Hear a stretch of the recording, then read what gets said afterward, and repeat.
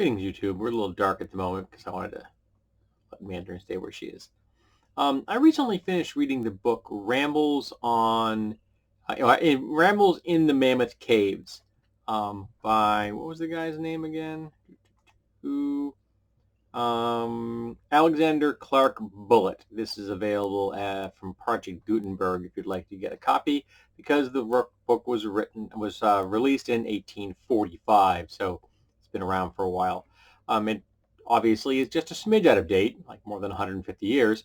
But I wanted to get a historical perspective on how people thought of the Mammoth Caves in the middle of the 19th century, and I would like to find a good reference book about the Mammoth Caves in the modern era.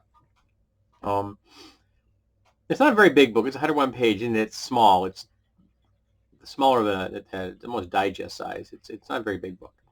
But it does come with a map that was drawn in that era by one of the guides, a guy named Stephen Bishop, also often referred to simply as Stephen the Guide, because Stephen was a slave. And two of the things that really struck me the most was that the caves were privately owned at the time. They were private property. I don't believe they are any longer.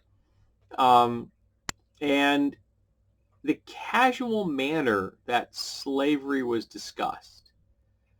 I mean, this guy is just talking about his own experiences as well as quoting other people who have also been in the caves, both contemporary to him and in the past. And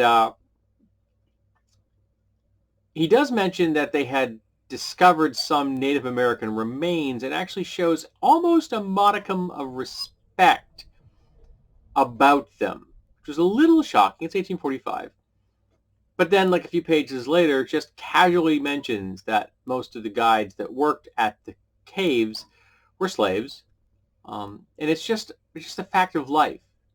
Just owning another human being was just like having an extra suit. It was disconcerting and disturbing, to say the least. One thing I didn't know is that prior to the book, about 30 years prior, so like in 1815, the caves were actually used in the manufacture of saltpeter. Actually, earlier than that, because it was used in the War of 1812 to make gunpowder. So a lot of the workers at the time in the caves were also slaves. That isn't a surprise. But there were non-slave workers in the place. Obviously, they had a higher social status than the slaves did. Here we go. Straighten my head out. The cat knocked asunder. And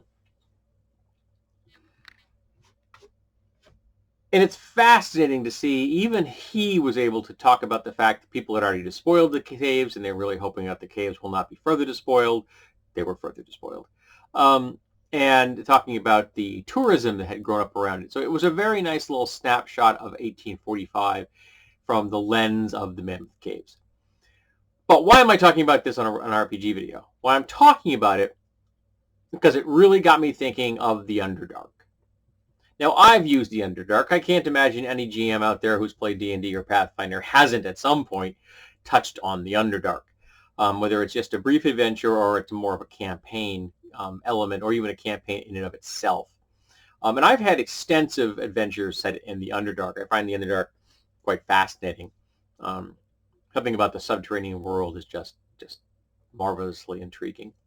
Now, obviously, it's completely fantasy because the real world underground, the Mammoth Caves, for example, doesn't really harbor a lot of life. There is life down there, but it's not a lot of life. And some of them are very inhospitable. There are caves in Mexico, for example, that have crystals that are the size of a human and larger. They're like trees. But the atmosphere is nearly toxic, and the temperature is so hot you can only spend minutes in the room, in the chamber with these giant crystals. So they're not really great for adventuring. But in a fantasy game, we don't have to worry about that. Of course, having atmospheric dangers and temperature dangers is still something any GM in his right mind is going to use. But we can have life far more abundant in a cave system. Now, the one thing I hadn't thought of when I've used caves in the past, the Underdark in the past, is how much vertical travel there was. Now, in the Mammoth Cave book I read, almost all of that vertical travel was done on ladders because it was tourism. They were taking tours through here. Um, but the people were expected to climb up and down ladders, and the guides themselves and the people who had done the exploration, they used ropes. And they were constantly exploring, constantly finding new zones because the Mammoth Caves are, in fact, mammoth. They're called that for a reason. Um, but the vertical travel wasn't something I really took into consideration, and I should have. I know of an example I read not long ago about a woman. Actually, I'd heard about this when it happened. She was a cave explorer, and through no fault of her own, a rock came loose and fell from someone else dislodged it. Um, Broke her leg. And it had taken her like 6 hours to get to this point in the cave. And it took 200 people something like 4 days to get her out because of having to try to move a human who's strapped to a stretcher and can't move really because their leg is busted, and get them out of the cave.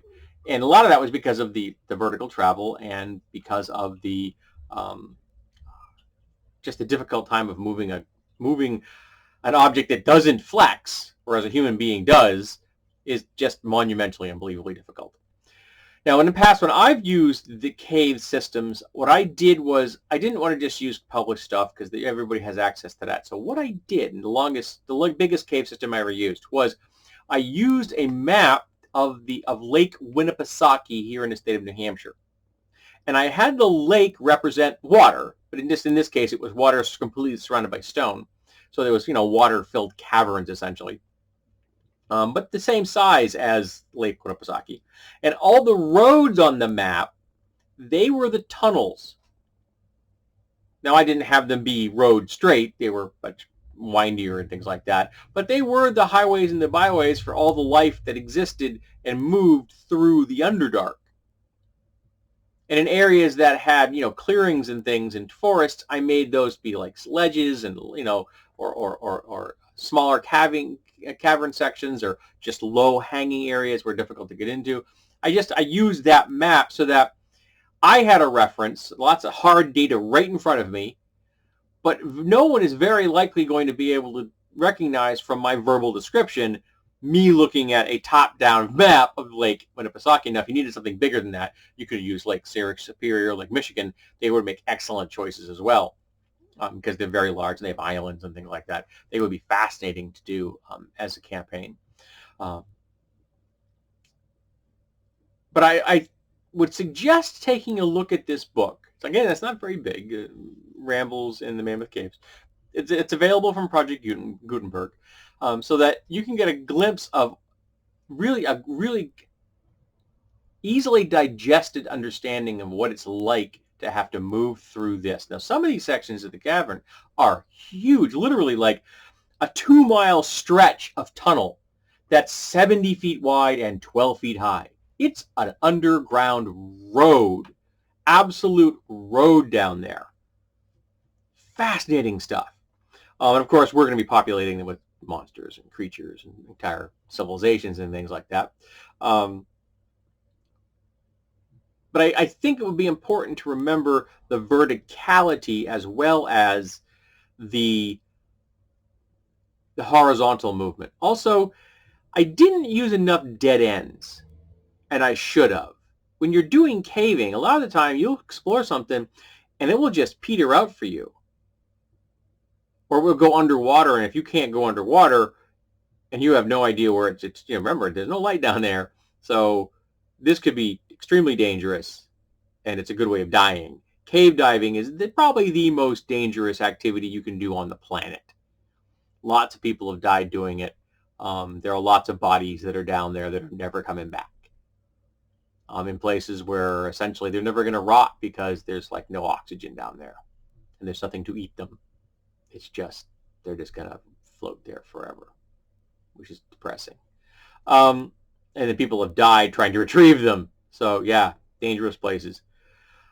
But the whole idea of using real world geographic structures like lakes, and you can probably get free maps from the U.S. Geological Society, as well as Parks and Recreations, fishing lakes for fishing and things like that. All of these would make great inspiration, because you can move the scale up and down to make it as big or small as you want it to be, if you really want to. You can turn a pond into an ocean if you felt like it. But the whole idea of basing them in the real world gives them an organic feel that goes beyond a map drawn on a piece of graph paper. I can't quite explain it, but it really, in my mind, it helped me grasp what was going on in the campaign section that we were in much more deeply and more viscerally than just some dry presented to me map for a gaming group. So I liked pulling in the real world aspect. It made it better for me as a GM. And the player characters enjoyed it as well. One thing I did down there is that they had to find food, and food's not easy to come by. So every time they encountered something really bizarre, I had them roll con saves. And those that rolled really poorly simply couldn't eat the stuff. And if they just rolled kind of average, they could eat it, but they didn't like it. But there occasionally someone would roll really well, and they would discover that they loved the stuff. And that happened for the party's only full-fledged fighter. He rolled really well when it came to eating a giant spider, and came to love the stuff. It was, as far as he was concerned, it was like crab legs. He loved it. As long as it was cooked, he had no problem eating spider. Really grossed the crap out of the other players in the group and the players at the table. He got into it, and I described it, and he thought it was hilarious. So the other players were kind of squished out by the fact that he was eating spiders. So you can do interesting things in the Underdark that you can't really do readily on the surface world. So let's talk about the Underdark and using real-world cave structures as inspiration for adventure ideas.